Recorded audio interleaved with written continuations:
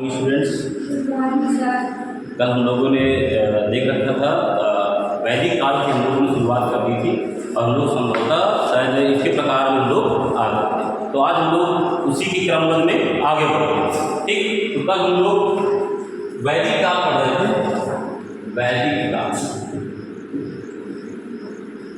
वैदिक काल या वैदिक संस्कृति दोनों एक हैं। इस पे हम लोगों ने ड्यूरेशन की चर्चा कर लिया था। 1500 ईसा पूर्व से कहाँ तक जाएंगे? 600 ईसा पूर्व तक। ईस्वी नहीं लिया, फैक्ट को याद रखोगे अन्यथा प्रॉब्लम हो जाएगा आपको। एक फैक्ट ही आपका पूरा एक आंसर क्रिएट करेगा, इसका थोड़ा ध्यान रखिएगा हमेशा। तो वैदिक काल या वैदिक संस्कृति 1500 ईसा पूर्व से 600 ईसा पूर्व तक हम लोगों ने यही वैदिक काल को कहा जाता है। इस पर हम लोगों ने कल विधिवत चर्चा भी की थी। अब इसको आगे बढ़ाएंगे। वैदिक काल को दो काल खंडों में विभाजित किया गया है। वैदिक काल को दो काल खंडों में विभाजित किया गया है। पहला हमारा जो कालखंड है इसे हम लोग बोलते हैं ऋग वैदिक काल। ऋग वैदिक काल या इसी को आप बोल सकते हैं पूर्व वैदिक काल। पूर्व वैदिक काल, इसका जो समय शुरू होता है ये यही शुरू होगा, यानी 1500 ईसा पूर्व से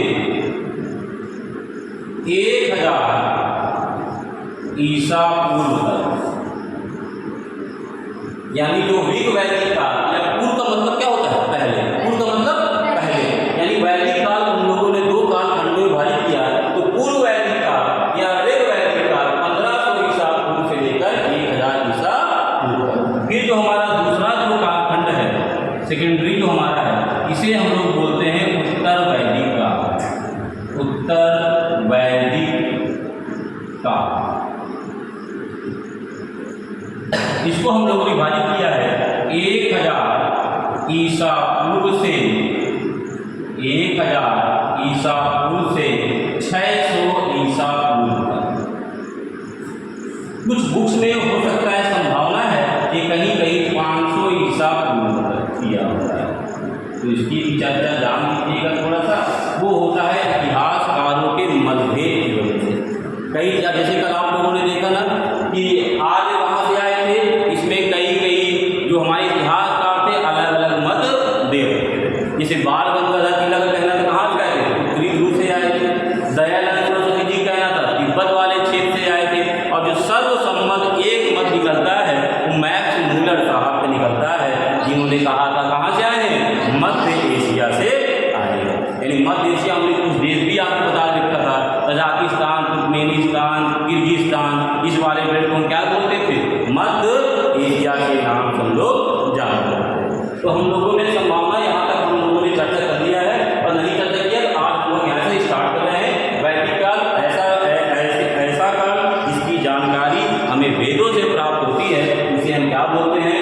वैदिक काल बोलते हैं। इसको दो काल खंडों में विभाजित कर लिया गया है, ऋग वैदिक काल या पूर्व वैदिक काल और दूसरा उत्तर वैदिक काल। इसका जो ड्यूरेशन शुरू होता है 1500 ईसा पूर्व से 1000 ईसा पूर्व तक और उत्तर वैदिक काल 1000 ईसा पूर्व से 600 ईसा पूर्व तक। यहाँ पे क्लियर सभी को फैक्ट, कोई किसी को डाउट नहीं है। अब हम लोग आगे चलते हैं। अब हम लोग चर्चा करेंगे ऋग वैदिक काल की। तो हेडिंग बनाइएगा ऋग वैदिक काल। ऋग वैदिक काल,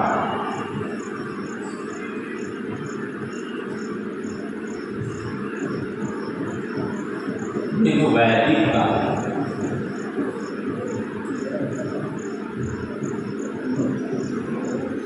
इसका ड्यूरेशन आप लोगों ने जान ही लिया है अच्छे से। इसका ड्यूरेशन हमारा क्या है? 1500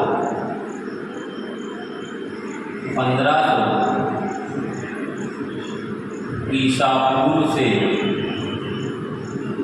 1000 ईसा पूर्व तक। लिखते जा रहे हैं नहीं? हाँ, लिखते जाइए। ऋग वैदिक काल में सबसे पहले ऋग्वेद लिखे गए। ऋग्वेद यानी जो सबसे पुराना प्राचीन वेद कौन सा है? ऋग्वेद। सबसे प्राचीन वेद, सबसे प्राचीन वेद कौन है? ऋग्वेद, यानी कि सबसे पुराना। इसमें हम लोगों ने देख रखा था, इसमें कुल कितने मंडल हैं? 10 मंडल। कितने मंडल? 10 मंडल। यानी इसमें जो चर्चा है 10 मंडल की है और 1028 क्या है? सूक्त है। सूक्त से तात्पर्य होता है मंत्र। 1028 इसमें सूक्त है और 10 क्या है? मंडल में इसको विभाजित किया गया। अब अगर हम इसके मंडलों को अगर ध्यान से देखें तो हमें सारे मंडल नहीं पढ़ना है, लेकिन 2-4 मंडल हमारे लिए बहुत ही महत्वपूर्ण है। जैसे जो हमारा जो तीसरा मंडल है, तीसरा जो मंडल है, इसमें चर्चा की गई है गायत्री मंत्र की। किसकी चर्चा की गई है? गायत्री मंत्र की चर्चा की गई। गायत्री मंत्र, तो गायत्री मंत्र की जो चर्चा की गई है वो ऋग्वेद के तीसरे मंडल में चर्चा की गई। बहुत इंपॉर्टेंट क्वेश्चन बनता है यहाँ से, प्रायः पूछता रहता है कि गायत्री मंत्र का उल्लेख ऋग्वेद के किस मंडल में है? गायत्री मंत्र क्या है? ओम भूर्भुवः स्वः तत्सवितुर्वरेण्यं भर्गो देवस्य धीमहि धियो प्रचोदयात्। ये ना हमारा गायत्री मंत्र। इसके रचयिता कौन थे हमारे? विश्वामित्र, महर्षि विश्वामित्र, महर्षि विश्वामित्र।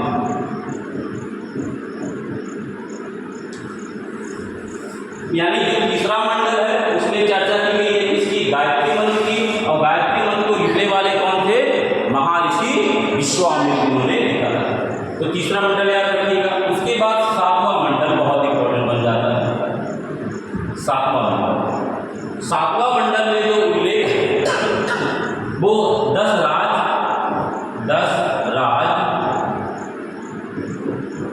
और राजा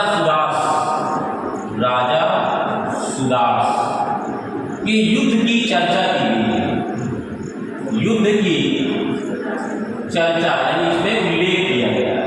इस मंडल में उल्लेख किया गया है 7वें मंडल में, यानी तीसरे मंडल में बता रहे राजा का नाम नहीं, इसमें 10 राजाओं संलग्न होकर और एक राजा सुदास थे। यानी 10 राजाओं का एक गुट था, एक दल 10 राज, और उसमें एक राजा सुदास जो यहाँ ऑलरेडी यहाँ पे शासन कर रहे थे भारत में। तो उनके और इनके बीच में युद्ध होता है। इसमें राजा सुदास की विजय होती है और यह युद्ध होता है रावी नदी के तट पर। यानी जो युद्ध होता है ये 10 राज को इसे युद्ध के नाम से जाना जाता है। जिससे यह कहाँ बना गया था? रावी नदी के तट पर। रावी नदी के तट पर लड़ा था और इसमें जिसकी विजय होती है वो राजा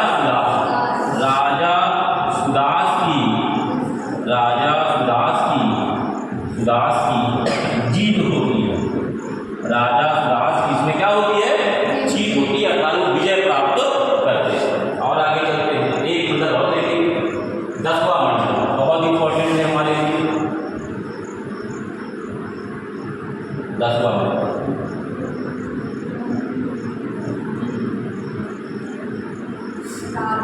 10वां मंडल, 10वें मंडल के ऋग्वेद में जो सबसे प्रमुख उल्लेख है वो वर्ण व्यवस्था। यानी कि 10वां मंडल है ऋग्वेद का, उसमें उल्लेख किसका है? वर्ण व्यवस्था। अब वर्ण व्यवस्था क्या है? आइए हम चर्चा करते हैं, क्योंकि ये हमारे समाज में बहुत ज़्यादा है। वर्तमान में शिक्षा का स्तर जैसे जैसे बढ़ रहा है, ये वर्ण व्यवस्थाएं अपने खत्म होने की कगार पे है। लेकिन प्राचीन समय में वर्ण व्यवस्था बहुत ज़्यादा थी। पहले आप जान लीजिए वर्ण व्यवस्था ठीक है। तो प्राचीन समय में अर्थात जब ऋग्वेद जब लिखा गया तो ऐसा कहा जाता था एक आदि पुरुष हुआ करते थे। आदि पुरुष,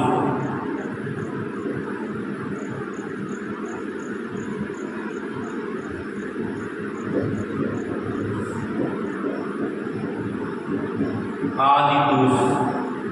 तो ऐसा माना जाता है उस समय उन आदि पुरुष के मुख से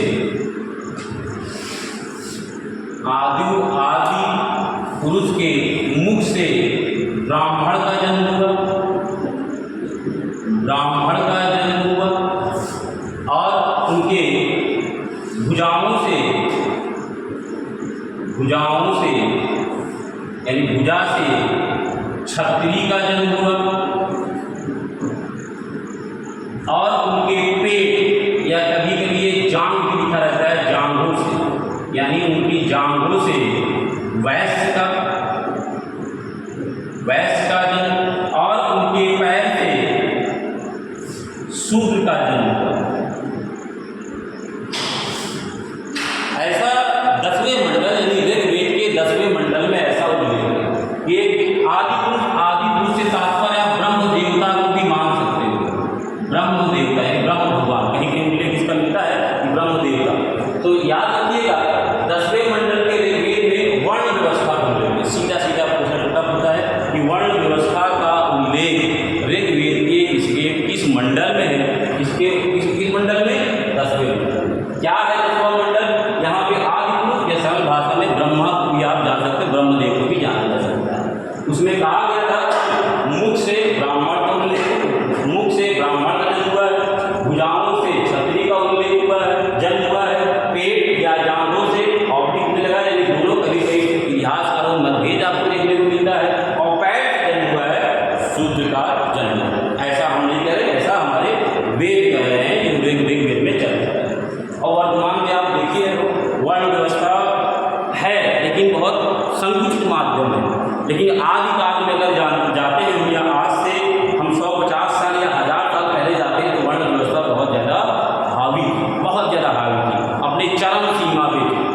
और इसमें जो है इसके कारण मानव जनजाति या मानव हमारे जो समाज में रहने वाले लोग थे उसमें बंटवारा एक प्रकार से हुआ करता था। इसमें जो है अलग अलग प्रकार से उसका काल बांटा गया था कि ब्राह्मण जो रहेगा वो अपने पुरोहित यानी पढ़ा लिखा ज्ञानकार होगा, जो पुरोहित होता था वो राजा या जो संभालने वाला लेखा जोखा वाला अर्थशास्त्री हुआ करते थे वो बैठा करते थे। क्षत्रिय का मुख्य कार्य होता था युद्ध लड़ना हुआ करता था, वैश्य का मुख्य कार्य करना होता था, व्यापार करना होता था, और शूद्र का जो मुख्य कार्य हुआ करता था वह सेवा करना होता था। सेवा करने का मतलब काम धाम ये सब साफ सफाई यानी सभी चीज़ें ये सब काम करने से तो सरल बात हम समझाएं, ब्राह्मण का काम पुरोहित बनना अर्थात सबसे पढ़ा लिखा व्यक्ति माना जाता है। और ब्राह्मण को एक आप पंडित जी भी कहते हो, पंडित कहते हैं पंडित। तो पंडित से तात्पर्य ज्ञानी से होता है, पंडित से तात्पर्य क्या होता है? ज्ञानी से होता है। पंडित से तात्पर्य ज्ञानी होता है, जिसके पास ज्ञान है वही पंडित है। प्रायः हम लोग बोलते हैं पंडित जी आ रहे हैं, है ना, तो उससे तात्पर्य क्या हो जाता है? ज्ञानी व्यक्ति को हम लोग बोलते हैं ब्राह्मण या पंडित अक्सर बोलते हैं। लेकिन जिसके पास ज्ञान है वही असली वो ज्ञानकार। ये वर्तमान में ये दृष्टिकोण वर्तमान में क्या है? बदला था। अब वर्तमान में देखिए शिक्षा ने सबको एकजुट कर रखा है। अगर वर्तमान में हम देखें तो एजुकेशन ही तो है, तो हमें क्या कर रखी है? एकजुट कर रखी है। एजुकेशन से याद आ रहा है एक अफ्रीका एक देश जानते हैं ना, अफ्रीका, तो वहाँ के एक राष्ट्रपति हुए नेल्सन मंडेला, तो उनकी 2 लाइन उन्होंने कहा the education is most powerful weapon in the world. इतनी बढ़िया सुंदर लाइन है कि एजुकेशन वीपन मतलब होता है हथियार, कोई भी चाकू बंदूक कुछ भी। तो उन्होंने कहा जो शिक्षा है वर्तमान में संसार में सर्वशक्तिमान क्या है? हथियार है। इसी प्रकार डॉक्टर भीमराव अम्बेडकर साहब की बहुत बड़ी लाइन नहीं होता, शिक्षा वास्ते रीति का दूध है, जो जितना पिएगा वो उतना दहाड़ेगा। और वर्तमान में अगर आप देखो ऐसा है, ऐसा आपको देखने को मिलेगा। इसीलिए आपके माता पिता आपको यहाँ पढ़ने के लिए भेजते हैं, और आपका दायित्व बनता है कि ज़्यादा से ज़्यादा शिक्षा को ग्रहण किया जाए, अर्जित किया जाए, और अपने भविष्य को और अपनी पीढ़ी को और उज्ज्वल और बेहतर बनाया जाए। आप लोग शिक्षा अच्छे ग्रहण के करिए, शिक्षा से कोई खिलवाड़ नहीं, शिक्षा से कोई समझौता नहीं, कुछ नहीं, पहले शिक्षा बाद में कुछ और कार्य। क्लियर? अब आते हैं हम लोग आगे, यहाँ तक समझ आ गया 10 मंडल तक कोई दिक्कत नहीं। अब आगे चलते हैं हम लोग ऋग्वेद को पढ़ने वाले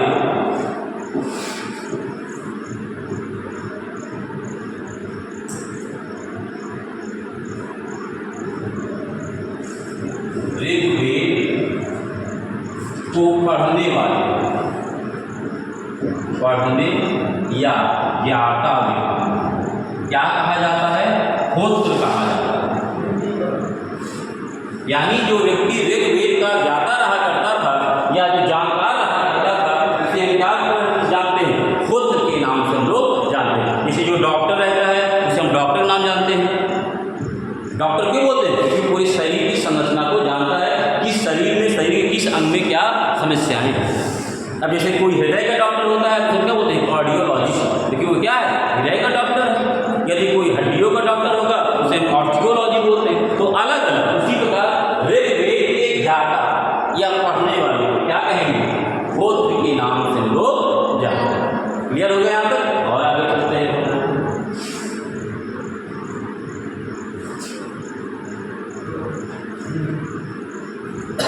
तो ऋग्वैदिक काल में अगर देखें तो ये जीवन जो चल रहा था बहुत ज़्यादा मतलब इस्टेब्लिश नहीं था।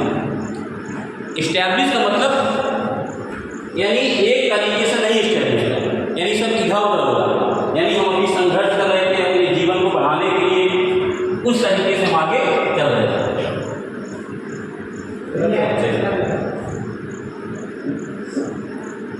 तो कबीला वाला जीवन चल रहा था।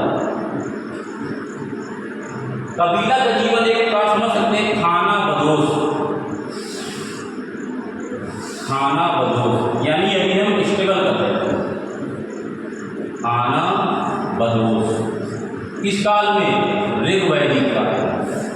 और ऋग्वैदिक काल में चर्चा किसकी कर रहे हैं? आर्यों की चर्चा कर रहे हैं। किसकी चर्चा कर रहे हैं? आर्य। हमने कभी कक्षा में आपको बता दें था ना कि आर्य कहाँ से आए थे। और आर्य का अर्थ ही होता है क्या? श्रेष्ठ। आर्य का क्या होता है? श्रेष्ठ, उत्तम भी बोलते हैं। और इसे हम बोलते हैं क्या? और एक नाम से जानते हैं हम इन्हें, कुलीन के नाम से। कुलीन उच्च वर्ण में जन्म लेने वाले व्यक्ति को कहा जाता है कुलीन। और आर्य का ही अर्थ हो जाता है क्या? श्रेष्ठ, उत्तम। तो आर्य आए कहाँ से? मध्य एशिया से आए। और धीरे धीरे वो अपने लाइफ को एस्टेब्लिश करना चाहते थे इस स्थान। कहाँ पे? भारत। अब हम आगे अगर देखें, चर्चा करें,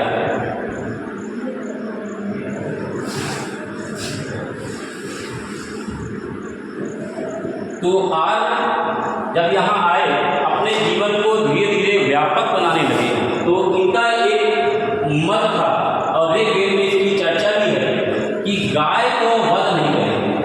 गाय का वध नहीं करेंगे। गाय को ऋग्वेद में अघन्या कहा गया। अघन्या, गाय को ऋग्वेद में क्या कहा गया? अघन्या के नाम से जाना।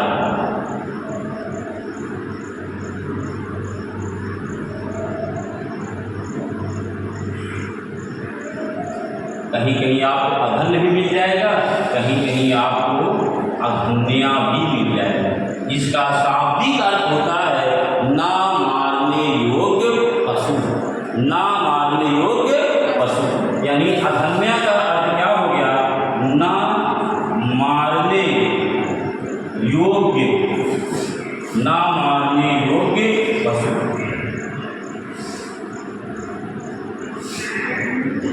ना मारने योग्य पशु गाय।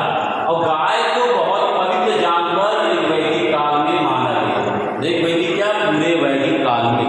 अब आज भी हमारे तरफ अगर देखा जाए, हम आप अगर दृष्टिकोण रहते हैं तो गाय को लोग आज भी बहुत पवित्र जानवर के रूप में मानते हैं। कभी भी कोई भी अगर सांस्कारिक कार्यक्रम हो रहा है, पवित्र कार्य हो रहा है, तो गाय के गोबर से देखिए ना सबका सारा कार्य होता है। तो हम लोग आज भी गाय को बहुत पवित्र जानवर के रूप में हम लोग मानते हैं। गाय के लिए युद्ध भी हो जाते थे। गाय के लिए युद्ध तक हो जाते थे। अब आप समझ सकते हैं, गाय के लिए युद्ध हो जाते थे। और गाय से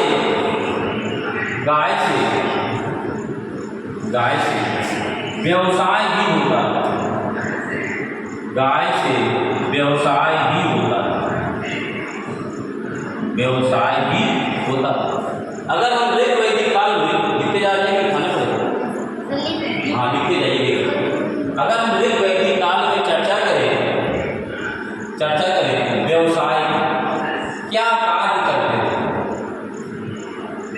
यानी जो हमारे आर्य थे वो व्यवसाय किस चीज़ का किया करते थे, बस आगे। तो अगर हम देख वैदिक काल में उनका व्यवसाय देखें तो प्रमुख रूप से कृषि और पशुपालन, कृषि व पशुपालन,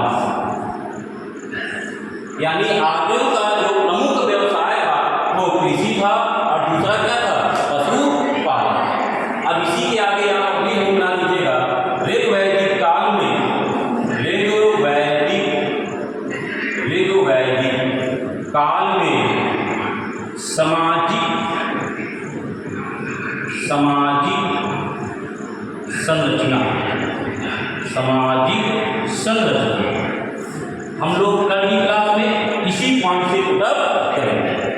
एनी डाउट आज की क्लास में किसी को? बहुत आगे क्लास नेक्स्ट।